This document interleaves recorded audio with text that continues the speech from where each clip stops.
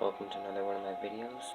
Like, subscribe, comment below, tell me what you guys think and if you find this video helpful, and share. Enjoy. Today, in this video, we will be doing the laws of karma, so you guys can get a little more insight on karma, and then together we will do metta meditation, which will be beneficial for yourself and others. So let's begin. First law of karma is those who hurt you will eventually screw up themselves, and if you are lucky, God will let you watch. The next one of the law of karma is when a bird is alive, it eats ants. When the bird died, ants eat it. Circumstances can change at any time. Don't devalue or hurt anyone in this life. You may be powerful today, but time is more powerful than you are. That's another law of karma. The third law of karma. Forgive the person and their actions. Never give in to hate. Let it go, set it free, and karma will take care of what is meant to be. Karma has no menu. You get served what you deserve. That's, I think, the fourth one. Even a good player will someday be the toy of a better player. It's called karma. That's the fifth law of karma. Sixth law of karma. How people treat you is their karma. How you react is yours. That's a really cool one. Karma never loses in a dress.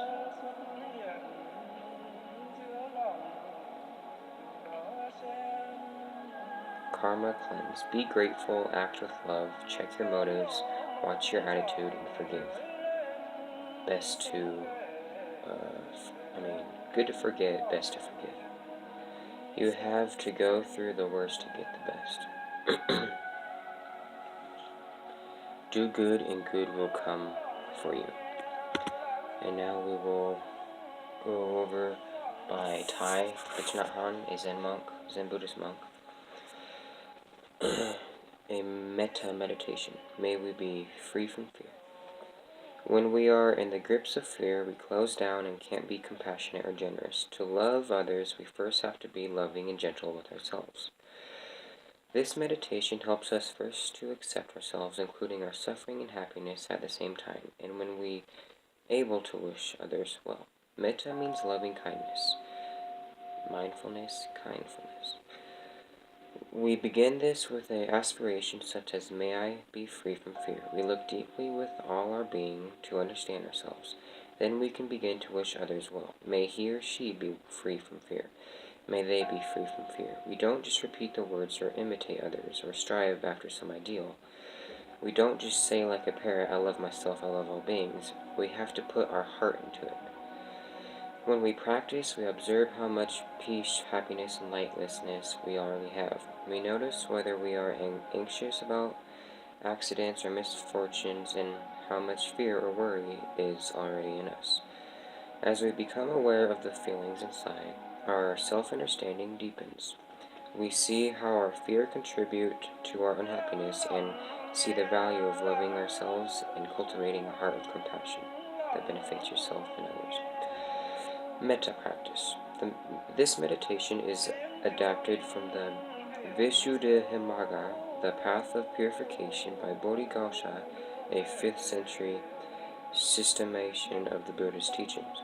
Sit still, calm your body and breathing, and recite the aspiration to yourself. May I be peaceful, happy, and light in body and spirit. May I be safe and free from injury. May I be free from fear, anxiety, anger, and afflictions. The sitting position is a wonderful position for practicing this. Sitting still, you are not too preoccupied with the other matters, so you can look deeply at yourself as you are. Cultivate your love for yourself and determine the best way to express this love in the world. After practicing this way, you can begin to offer this aspiration to others. May she be peaceful, happy, and light in body and spirit. May he be peaceful, happy, light in body and spirit. May they be peaceful, happy, and light in body and spirit. May she be safe and free from injury. May he be safe and free from injury. May they be safe and free from injury. May she be free from anger, afflictions, fear, and anxiety. May he be free from anger, afflictions, fear, and anxiety. May they be free from anger, afflictions, fear, and anxiety. When offering this aspiration, try it first on someone you like, then on someone neutral to you, then on someone you love, and finally on someone the mere thought of whom makes you suffer. To make this practice concrete, you have to be fully able to visualize yourself and the person you are wishing well.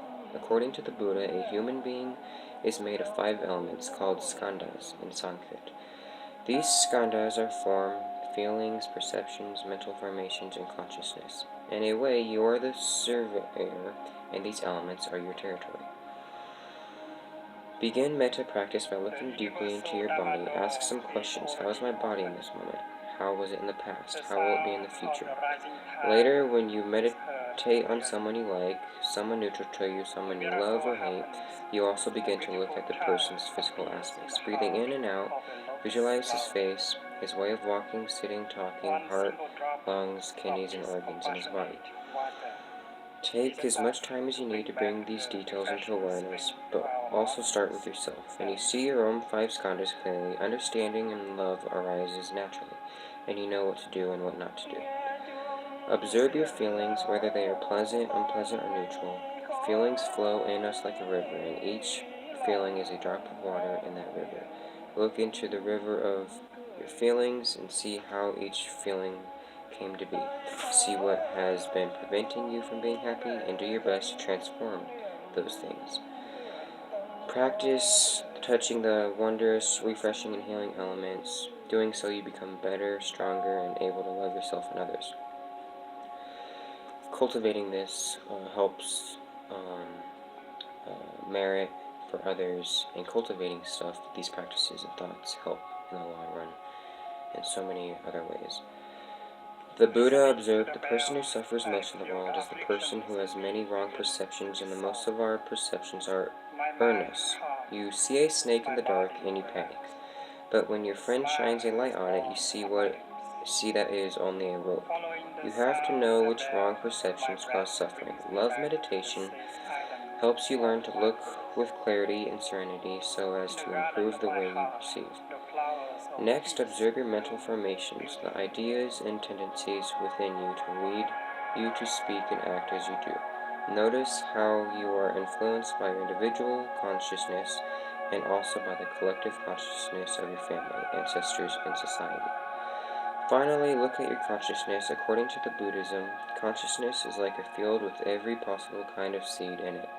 Seeds of love, compassion, joy, equanimity, and seeds of anger, fear, and anxiety, and seeds of mindfulness. Consciousness is the storehouse that contains all the seeds, all the possibilities of what might arise in your mind. Metta meditation can bring the seeds of peace, joy, and love up into your consciousness, mind, and zone of energy, and transform the seeds of fear. So I hope you guys enjoyed that. Practice, practice, practice. And ending expression I'd like to add to that is be mindful and kindful. If I can't change the problem, you can be certain that I can and will change my reaction to the problem, so I will win.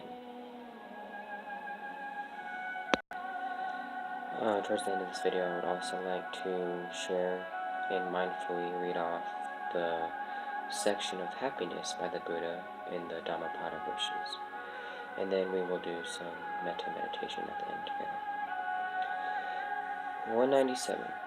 Let us live happily then, not hating those who hate us. Among men who hate us, let us dwell free from hatred. Let us live happily then, free from allayments among the allaying. Among men who are allaying, let us dwell free from the allayments. Meditate, relax, and truly find understanding of the meaning behind these teachings. Let us live happily then, free from greed, and among the greedy. Among men who are greedy, let us dwell free from greed, knowing that it causes suffering. Let us live happily then. Throughout we call nothing our own. We shall be like the bright gods, feeding on happiness. Victory breeds hatred, for the conquered is unhappy. He who has given up both victory and defeat, he is contented. The contented is happy. Find contentment in everything. Be mindful and kindful all day, every day. Truly experience this moment, because if you don't, how can you experience the next moment right behind it? Be content with the breath, sounds, tastes, and other senses. And smile. Hunger is the worst of diseases, the body the greatest of pains. If one knows this truly, that is nirvana, the highest happiness. There is no fire like passion, there is no losing throw like hatred, there is no pain like this body, there is no happiness higher than rest. He who has tasted the sweetness of solitude and tranquility is free from greed, fear, free from sin, while he tastes the sweetness of drinking in the well. The sight of the elect Arya is a good. To live with them is always happiness. If a man does not see fools, he will be truly happy. He who walks in the company of fools suffer a long way.